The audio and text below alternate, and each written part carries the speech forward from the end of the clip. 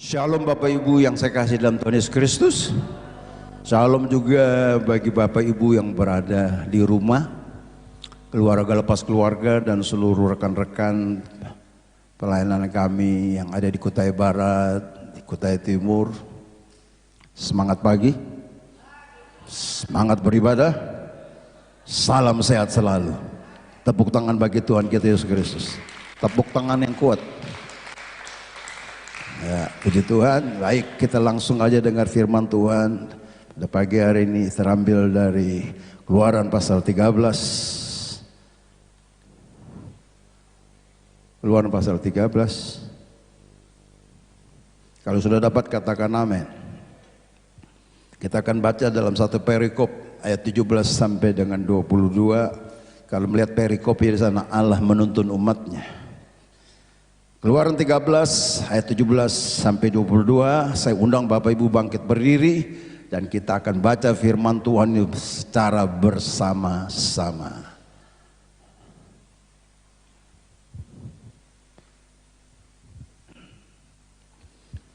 Baik, kita baca 1, 2, 3. Setelah Firaun membiarkan bangsa itu pergi, Allah tidak menuntun mereka melalui jalan ke negara orang Filistin, walaupun jalan ini yang paling dekat. Sebab firman Allah, jangan-jangan bangsa itu menyesal apabila mereka menghadapi peperangan, sehingga mereka kembali ke Mesir. Tetapi Allah menuntun bangsa itu berputar melalui jalan di padang gurun menuju ke Laut Tebrau. Dengan siap sedia berperang berjalanlah orang Israel dari tanah Mesir. Musa membawa tulang-tulang Yusuf, sebab tadinya Yusuf telah menyuruh anak-anak Israel bersumpah dengan sungguh-sungguh, Allah, maka kamu harus membawa tulang-tulangku dari sini. Demikianlah mereka berangkat dari Sukot dan berkemah di Etam di tepi padang gurun. Tuhan berjalan depan mereka pada siang hari dalam tiang awan untuk menuntun mereka di jalan, dan pada waktu malam dalam tiang api untuk menerangi mereka, sehingga mereka dapat berjalan siang dan malam dengan tidak beralih. Tiang awan itu tetap ada pada siang hari dan tiang api pada waktu malam di depan bangsa itu. Puji Tuhan. Silakan duduk.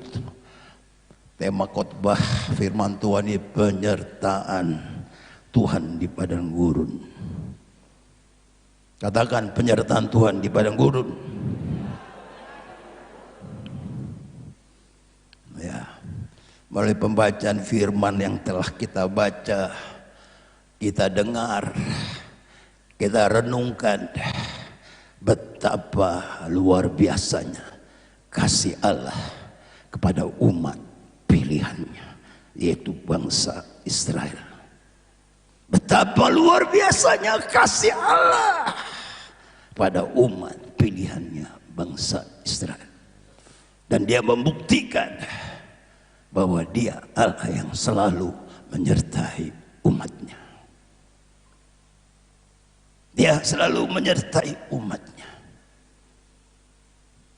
Dia membawa umatnya keluar dari Mesir, dari perbudakan, dalam perjalanan di padang gurun, menyertai mereka, menuntun mereka menuju ke tanah perjanjian, yaitu tanah Kanaan.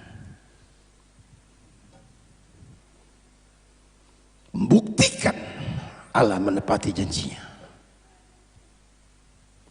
Tanah yang bagaimanakah yang mereka tuju? Tanah yang berlimpah air susu dan madunya. Tanah yang diberkati Tuhan. Tanah yang baik, tanah yang subur. Sehingga pada waktu 10 pengintai dikirim, mereka pulang membawa hasil panenan, buah-buahan yang subur, membuktikan tanah yang baik dan subur. Bukan subur, tapi baik baru subur. Karena firman Tuhan katakan di tanah yang baik. Kenapa? harus tanah yang baik. Karena hanya hal-hal yang bisa tumbuh. Kalau hanya bilang tanah subur, maka yang jahat pun bisa tumbuh. Men, baik, subur. Tanah di mana tempat tinggal mereka, beranak cucu, menjadi bangsa yang besar, dan nama Tuhan dipermuliakan melalui umat pilihannya ini. Amin. Inilah membuktikan betapa bahwa Allah selalu menyediakan yang terbaik bagi umat pilihannya. Allah selalu menyediakan yang terbaik bagi orang percaya, yaitu saudara dan saya. Tetapi yang menjadi pertanyaannya pada pagi hari ini, apakah saudara sudah menjadi umat pilihan Allah? Sekali lagi yang menjadi pertanyaan, apakah saudara sudah menjadi umat pilihan Allah? Mengapa? Karena hanya yang terbaik yang Allah sediakan bagi umat pilihannya. Jadi bagaimana kita menjadi umat pilihan Allah sehingga bisa menerima hal yang baik dari Allah?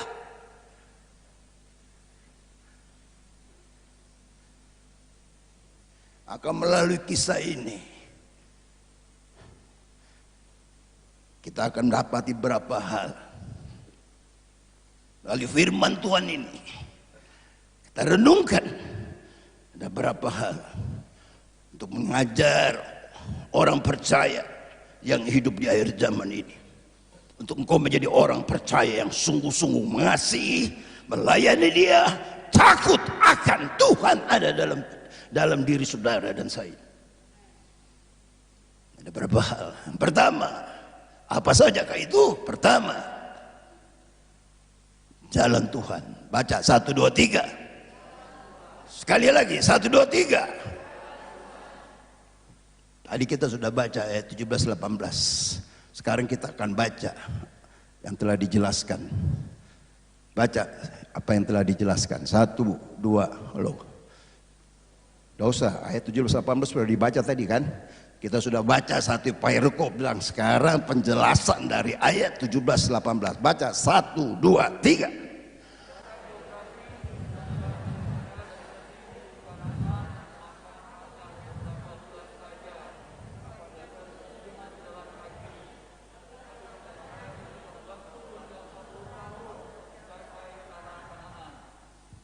Secara geografis dari Mesir ke tanah perjanjian, tanah Kanaan itu hanya berapa bulan saja, 1-2 bulan lah. Kali pakai tidur-tidur, berhenti-berhenti, santai-santai, makan-makan mungkin 3 bulan, mungkin. Tapi seingat saya 1-2 bulan saja. Yang pernah ke Yerusalem melalui Mesir, saudara harus tahu itu. Ya. Tapi kenyataannya Tuhan bawa mereka berputar melalui apa? Padang gurun. Berapa lama saudara? Berapa lama? Katakan kanan kiri, 40 tahun loh.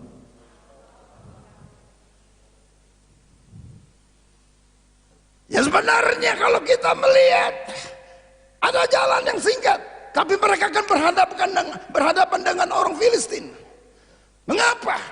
Allah membawa mereka putar. Mereka ini ingat 430 tahun di Mesir sebagai apa? Sebagai budak. Nggak gampang. 430 tahun di Mesir sebagai budak. Sehingga mereka, karakter mereka, tentang mereka adalah umat pilihan Allah. Kebenaran yang ada pada diri mereka mulai sirna, mulai hilang. Budak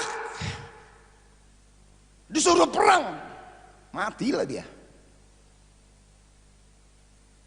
Itu ketemu langsung perang, dia akan kembali. Apa kami susah-susah Untuk apa kami mesti menderita? Kenapa mesti mati bertemu dengan bangsa Filistin? Sebabnya dikatakan nanti mereka kembali ke Mesir, Tuhan bawa mereka putar. Ada lembah yang mereka harus turuni, ada gunung yang harus mereka daki, ada sungai, ada laut yang mereka harus seberangi, ada batu-batu cadas, ada onak dan duri yang siap merobek kulit mereka, yang siap membinasakan. Dan kita melihat perjalanan ini 40 tahun. Itu bukan waktu yang singkat, ya, bukan waktu yang instan. Itu bedanya jalan manusia dengan jalan Tuhan. Manusia kan maunya singkat, manusia kan maunya instan, manusia kan maunya yang langsung enak, manusia maunya kan gratis, gampangan, murahan. Itulah maunya jalan manusia. Jalan Tuhan tidak kayak gitu. Jalan Tuhan itu proses. Katakan kanan kiri, proses. Jadi orang percaya kau harus siap diproses. Menjadi anak Tuhan kau harus siap diproses. Harus siap menyangkal diri, pikul salib, baru ikut Tuhan. Kalau engkau belum pernah menyangkal diri, pukul salib, harus siap ikuti jalan Tuhan. 40 tahun proses mental dan karakter mereka yang sering bersungut-sungut, yang sering memberontak, yang sering melawan dengan Musa, bahkan mereka tidak taat terhadap Musa.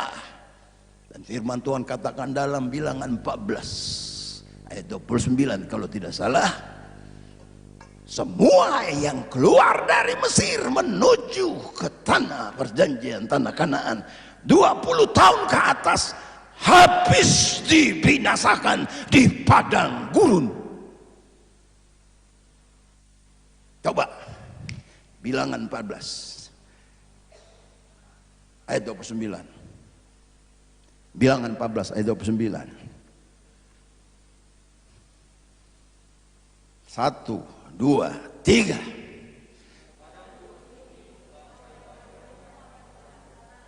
Ini yang saya dengarnya 1-2 suara Pak Rory saja ini sama Ibu Tuti.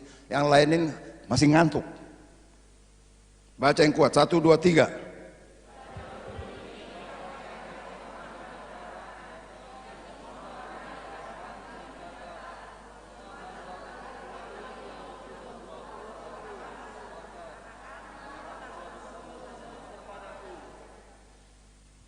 Puluh tahun ke atas habis binasa, hanya 2 yang diizinkan Tuhan kalau saudara baca.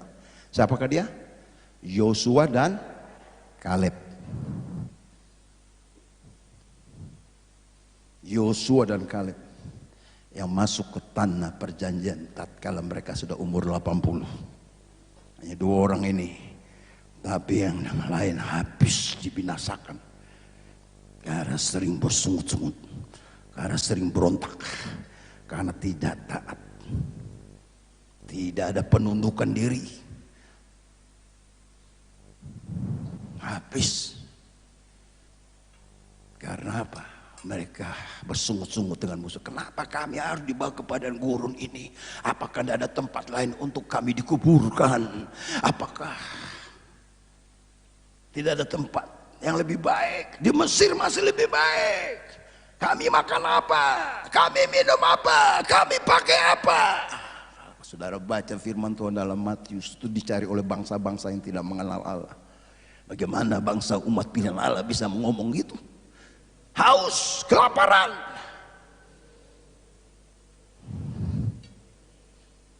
Tapi Allah tetap menepati janjinya, memberi mereka makan. Tak pernah membiarkan mereka haus dan kelaparan.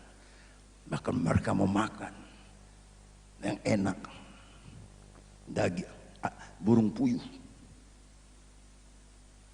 Bahkan yang paling luar biasa, mereka makan mana dari surga. Itu sebabnya otak mereka beda dengan otak bangsa-bangsa lain.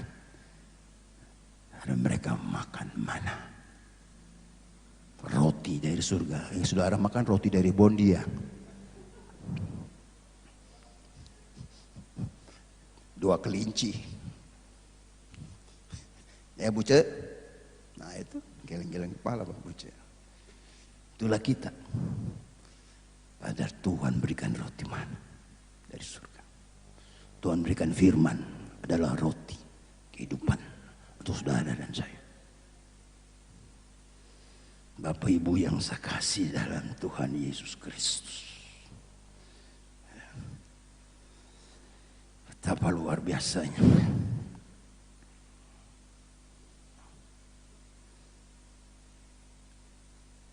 Kalau melihat perjalanan bangsa Israel, 40 tahun, 430 jadi budak, baru 40 tahun.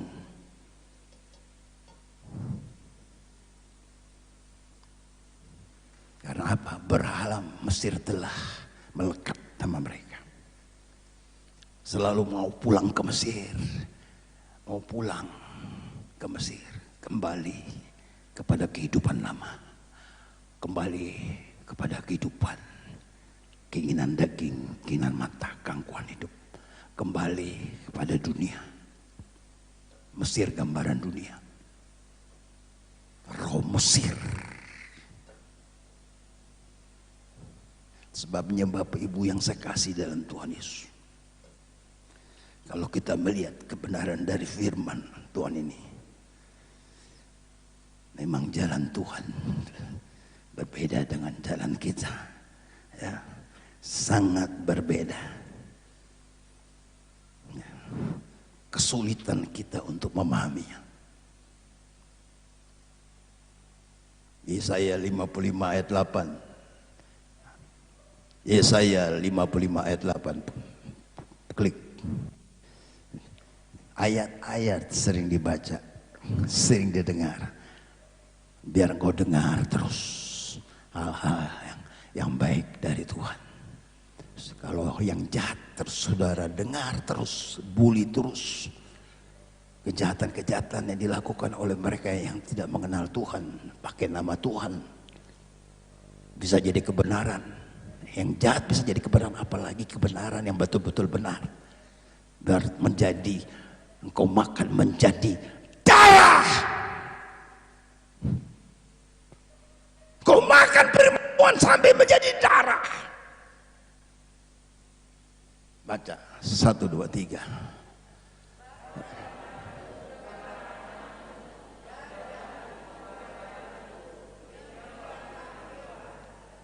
Beda. Jalan saya, jalan Tuhan beda. Jalan saudara sebagai manusia dengan jalan Tuhan beda sekali. Kontras banget. Karena memang jalan Tuhan itu proses. Jalan Tuhan itu bukan instan. Wah, orang jadi orang percaya, jadi orang Kristen, percaya Yesus selamat, gratis. Tapi untuk memelihara keselamatan enggak gratis. Kau harus jadi murid, siap pikul salib, siap menyangkal diri ikut Tuhan. Itu enggak gratis. Karena keselamatan itu kasih karunia anugerah. Tapi untuk engkau hidup di dalam keselamatan kasih karunia Allah, engkau harus memelihara dan engkau harus dibentuk. Engkau enggak akan bisa jadi memimpin murid kalau engkau belum dimuridkan. Engkau enggak bisa jadi pemimpin kalau engkau belum dipimpin, ditatar, dibina, dibekali. Engkau enggak bisa jadi pelayan kalau engkau enggak mau dibentuk jadi pelayan, jadi jongos.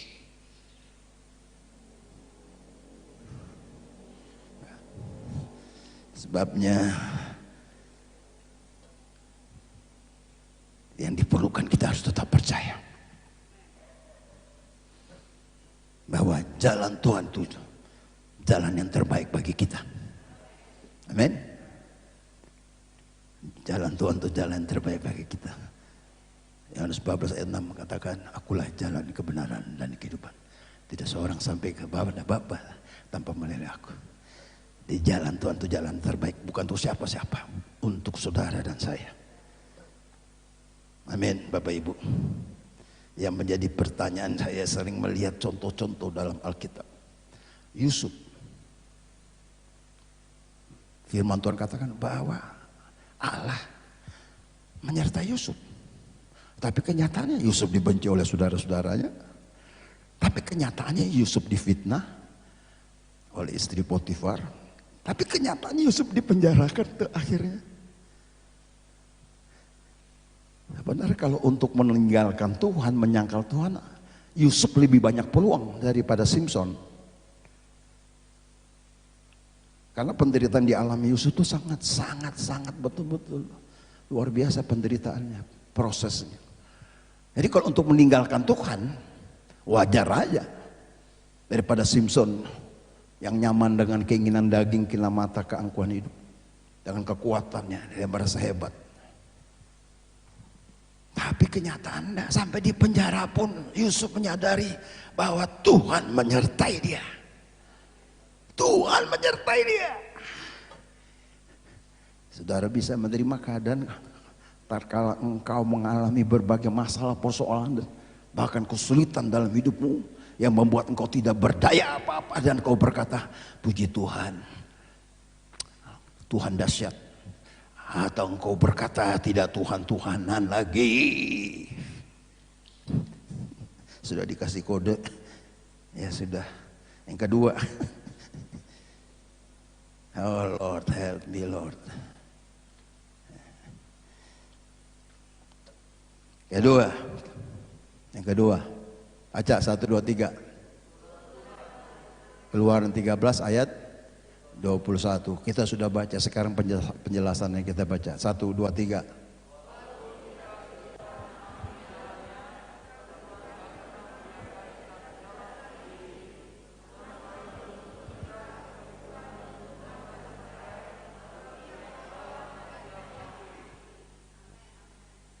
Amin. Amin. Dia menuntut kita sebagai tiang awan dan tiang api. Tiang awan itu bicara kemuliaan, tiang api itu bicara kehadiran Tuhan. Dia yang selalu mengcover bangsa Israel, umat pilihan Allah. Dia yang selalu menaungi, payungi di umat Israel dari panasnya, terik padang gurun. Oh Bapak Ibu, saya sudah pakai payung di sana ke lembah Kambran untuk melihat kitab Yesaya ini ketemukan di lembah Kambran. Sudah pakai payung, saya masih rasa tahan panasnya. Dan kalau siang dia panas terik, malam dia dingin, tapi siang Tuhan hadir sebagai awan yang menutup mereka, membuat mereka rasa nyaman, rasa enak. Malam mereka kedinginan, menggigil sampai ke tulang-tulang. Tuhan menyertai mereka sebagai tiang api, membuat mereka hangat. Mereka rasa enak. Di cover oleh Tuhan dalam perlindungannya. Sebabnya jangan pernah keluar dari rencana Allah, kehendak Allah,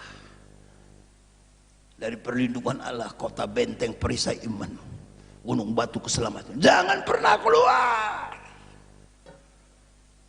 Kalau engkau keluar dari tiang awan, tiang api, kalau engkau keluar dari kehendak dan rencana dan tujuan Allah dalam hidupmu, kalau engkau keluar dari kebenaran firman Allah, engkau akan binasa.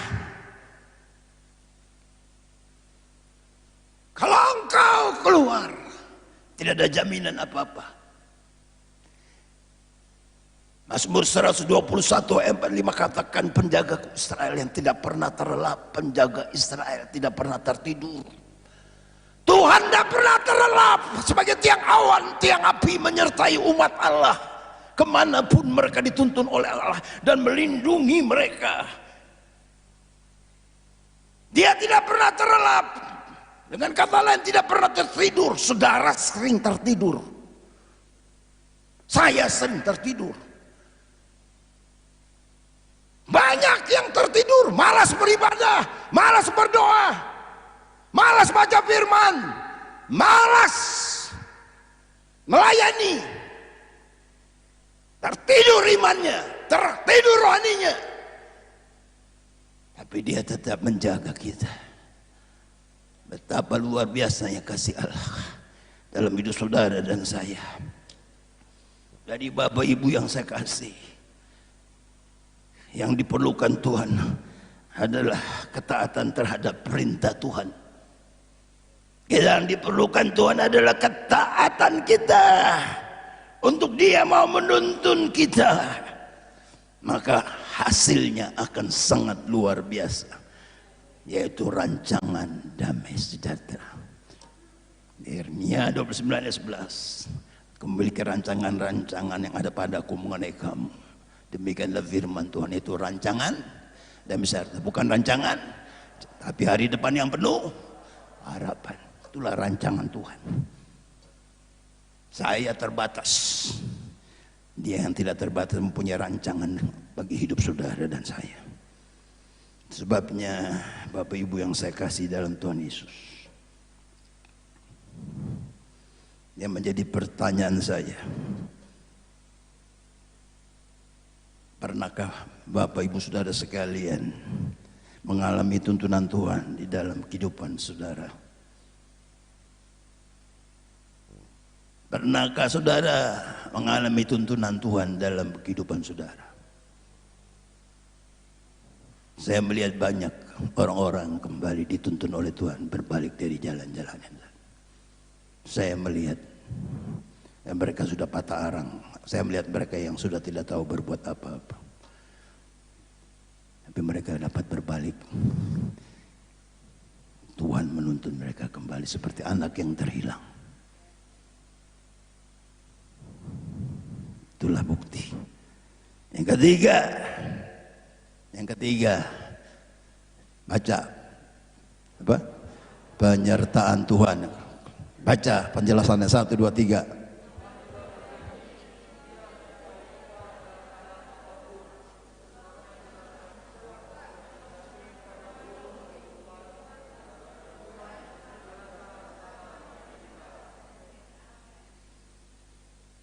Amin. Amin Bapak Ibu. Kita harus kuat menghadapi padang gurun kehidupan. Karena tidak ada jaminan, begitu engkau percaya kepada Yesus, tidak ada badai dalam hidupmu. Tidak ada jaminan. Tidak ada jaminan hari selalu cerah. Ada mendung, ada hujan, ada panas, bahkan ada badai. Jadi tidak ada jaminan. Begitu engkau menjadi orang percaya, engkau nggak ada masalah, engkau nggak ada persoalan dalam hidupmu. Maaf, masalah, persoalan, penderitaan bisa datang kapan saja tanpa perlu izin, tanpa perlu permisi dalam hidupmu, dalam pekerjaanmu, dalam rumah tanggamu, dalam bisnismu, dalam pendidikan anakmu, dalam pelayananmu sekalipun. Tidak ada jaminan. Sebabnya kita harus kuat menghadapi badai kehidupan ini. Hidup ini adalah perjuangan. Kau harus berjuang. Katalah tentara, katakan berjuang sampai titik darah penghabisan. Kau harus berjuang dalam ketaatan. Kau harus berjuang dalam kesetiaan. Kau harus sungguh-sungguh mengasihi Dia. Kau harus sungguh-sungguh melayani Dia. Kau sungguh-sungguh takut akan Tuhan. Maka apapun, ya, apapun tantangan kita hadapi, kita harus percaya kairosnya Tuhan, waktunya Tuhan pasti akan menolong kita. Amin. Sehingga yang diperlukan dari kita adalah kita harus bersabar dan berserah penuh kepada Tuhan. Dan saya ingin bertanya, pernahkah Bapak Ibu Saudara sekalian mengalami pertolongan Tuhan tepat pada waktunya, tatkala saudara sudah putus asa, sudah mau menyerah? Enough.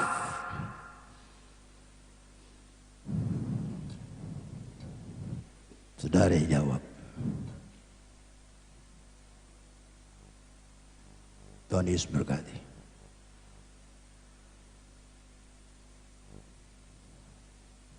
Mungkin selama ini engkau sulit untuk mengakui penyertaan Tuhan, tuntunan Tuhan, jalan Tuhan dalam hidupmu. Kau sulit mengakui jalan Tuhan, tuntunan Tuhan dalam hidupmu. Karena engkau merasa engkau terlalu mampu untuk melakukan apa saja dengan kekayaan yang kau miliki. Mungkin selama ini engkau terlalu mampu, merasa hebat, bisa buat apa saja. Karena engkau pintar, engkau jenius. Sehingga untuk merasakan pertolongan Tuhan dalam hidupmu rasanya nggak mungkin. Tapi ingin saya katakan, semua keadaan, situasi, kondisimu, engkau perlu membutuhkan penyertaan Tuhan. Kau perlu jalan Tuhan yang menuntun hidupmu. Akui dia. Kalau selama ini kau merasa kau aman-aman aja, enak-enak aja, instan aja, serba gampang. Tapi hari ini kau harus berbalik. Minta Tuhan kembali